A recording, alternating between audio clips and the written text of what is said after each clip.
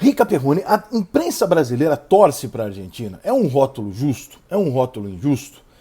O que está acontecendo? Por que as pessoas acusam a imprensa brasileira de torcer pela seleção argentina? Por que os jornalistas têm que levar isso nas costas, sendo que, obviamente, a maior parte deles não torce para a seleção argentina, torce para a seleção brasileira? E eu vou explicar para vocês de uma forma simples.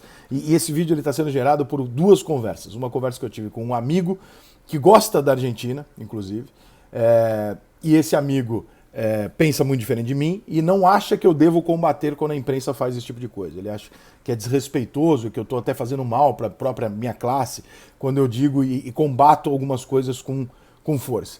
E uma amiga que falou para mim, falou assim, puxa, mas eu não torço para a Argentina e acabo sendo rotulada como imprensa por torcer para a Argentina, eu não faço isso. Isso não é justo. E eu entendi, porque foram duas conversas, duas discussões completamente diferentes, mas as duas discussões chegam no mesmo ponto, que é o meu ponto, que é o porquê que eu faço o que eu faço do jeito que eu faço. Qual é o motivo do Rica Perrone dar porrada na imprensa? Qual é o motivo do Rica Perrone dizer que a imprensa é uma merda, que não concorda, bater com força quando vê uma aberração, como o vídeo da menina lá hoje na TNT, acho que é TNT, falando que pelo menos 40% dos brasileiros ficaram tristes com a derrota da Argentina. De onde tirou esse dado? Da redação. Claro, é óbvio que só pode ter sido da redação do Datafolha. Ninguém tem um dado tão discrepante da realidade como esse. Né? Não faz o menor sentido. A percepção entre as pessoas que têm vontade de aparecer. Eu sempre falo pra você o seguinte, cara, se você voltar na tua época de adolescente ou da infância, você vai lembrar que na sua sala de aula tinha sempre 3 ou 4 amiguinhos ali, que eram mais quietinhos, esquisitinhos, ficavam lá no cantinho deles, não tinha muito amigo, né? Os caras meio esquisitos. Eles são assim, beleza, tudo bem. O que esses caras estão fazendo hoje? O que você acha que esses caras estão fazendo hoje? Eles estão na porra da rede social, gente. Fazendo diferente, torcendo contra. É exatamente a oportunidade da vida. Então, óbvio que você vai encontrar na internet um brasileiro que torce pra Argentina, um argentino lá que torce pro Brasil, você vai encontrar um flamenguista que tá defendendo o Vasco, você vai encontrar qualquer merda. As aberrações chamam a nossa atenção porque elas são algumas, não porque são todas. Porque se todo mundo pensasse A e o B virasse uma anomalia, a gente não ficava surpreso ainda e não evidenciaria o A. Então, se a gente evidencia, é porque isso ainda é uma realidade. É uma bolinha de rede social? Claro que é. Olha para o seu convívio, a sua volta, de fato, pessoas de fato. Quantas pessoas você conhece que torceram para a seleção da Argentina? Ninguém é idiota de torcer por rival. Isso não tem lógica no futebol. Não existe. A coisa básica do futebol é a paixão, o amor, o envolvimento com o seu time. Você não vai jamais, você São Paulino, falar assim, eu gosto muito do jogador do Corinthians, então hoje eu vou torcer pro Corinthians. Isso não vai acontecer, porque você quer sacanear o Corinthians, e o Corinthians não vai te sacanear. Então é natural, isso não significa que você odeia o Corinthians, né? Mas você tem a tua raiva clubística e isso não te permite, né? Então a relação Brasil-Argentina, ela tem muito disso. A imprensa tenta desmistificar isso, porque o papel da imprensa, na verdade, ele é desmistificar o futebol na cabeça do torcedor, quando, na verdade, o futebol só sobrevive exatamente por haver uma mística na cabeça do torcedor. Então o papel da imprensa, a grosso modo, acaba sendo tirar do torcedor o lúdico que a ele dá a sensação de estar consumindo um grande produto, que é mentira. Ele está consumindo um monte de politicagem, de dinheiro, de roubalheira, etc, etc. Mas, se você tirar isso do cara, você complica o cara. O meu exemplo que eu sempre dou há 20 anos. É dizer pro cara que entra na Disney logo na porta, boa tarde, seja bem-vindo, dentro do Mickey é um anão chinês. Você não precisa falar, ele sabe que ali dentro não tem um rato. Mas não precisa falar isso pro cara.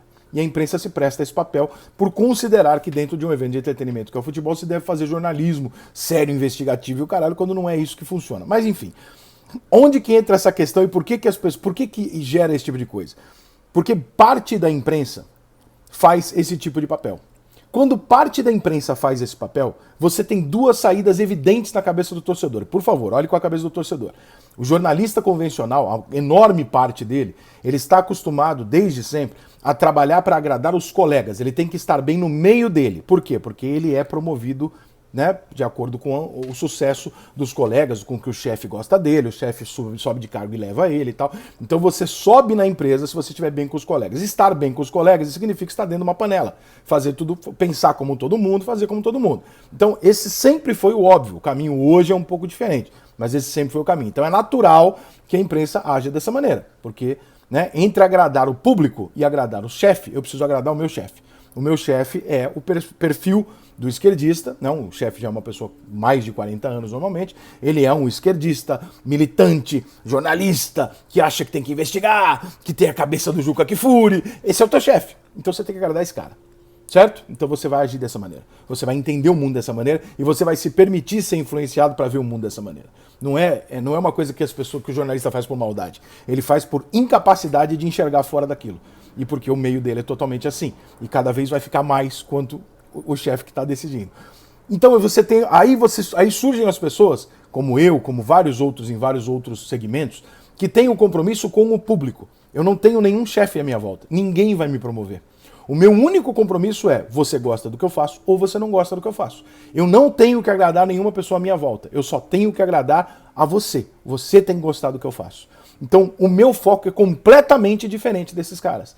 E isso gera um conflito de ideias. Só que aí eu vou dar o exemplo da Lei Rouanet e vai ficar claro por que se bate tanto, né? Ou por que pessoas como eu, que sou jornalista, bato tanto nesses caras desse jeito. Por quê? Na Lei Rouanet se criou uma relação raivosa entre as pessoas e os artistas. E os artistas têm o discurso muito comum, e na minha opinião muito vagabundo, de dizer o seguinte: mas isso foi criado por causa do Bolsonaro. Não, não foi criado pelo Bolsonaro. Alguém um dia iria botar um dedo numa ferida que todo mundo sabe que está aberta. Que é o seguinte: nós sabemos que tem um monte de artista que não faz sucesso nenhum, que não consegue sustentar a fama dele sozinho, e aí ele vai e usa dinheiro público para fazer isso aqui, em troca de apoiar um políticozinho ali ou depois. A gente está cansado de saber disso. Só que ninguém foi lá e meteu o dedo. Quando foi lá e meteu o dedo, a gente falou assim: então peraí, então nós sabemos que a Lei Rouanet tem uma série de sacanagens acontecendo há 30 anos, sei lá eu quantos anos. Então todo mundo sabe. E aí os artistas surtaram coletivamente e foram defender a classe artística contra quem estava dizendo isso. E aí o que gera na cabeça das pessoas? E que os artistas, tal qual a imprensa, por andarem fechados numa bolha dentre eles, não consegue perceber. Na cabeça da pessoa de fora, que não tem nada a ver com isso, que não tá nesse jogo, ela olha e fala assim: mas que engraçado, então por que você não abriu a boca quando você viu que tinha um esquema na Lei Rouanet? Porque esse dinheiro é honesto, devia ir para a sua classe. Você viu que tinha um esquema dentro da sua classe, você sabe que esse esquema existe.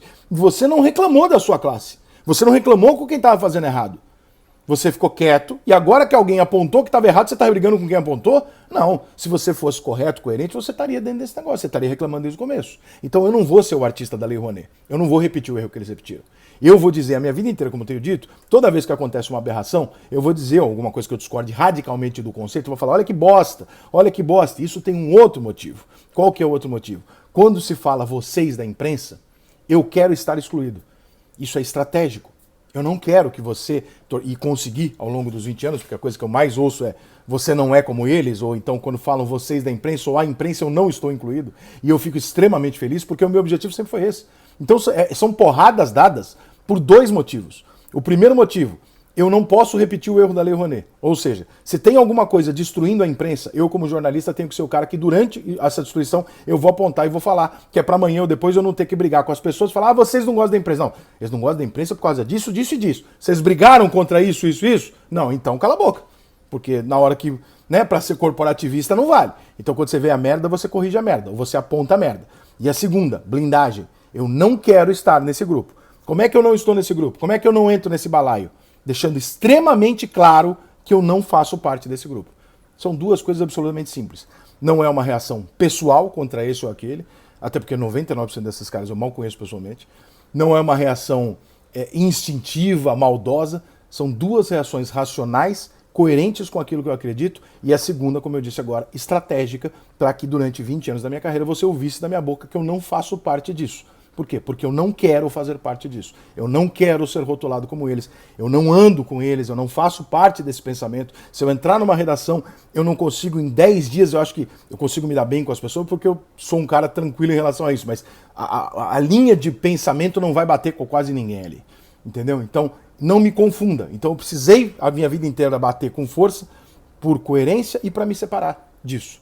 Então, explicando, as pessoas acham isso da imprensa pelo mesmíssimo motivo que acham dos artistas em relação a Rouanet.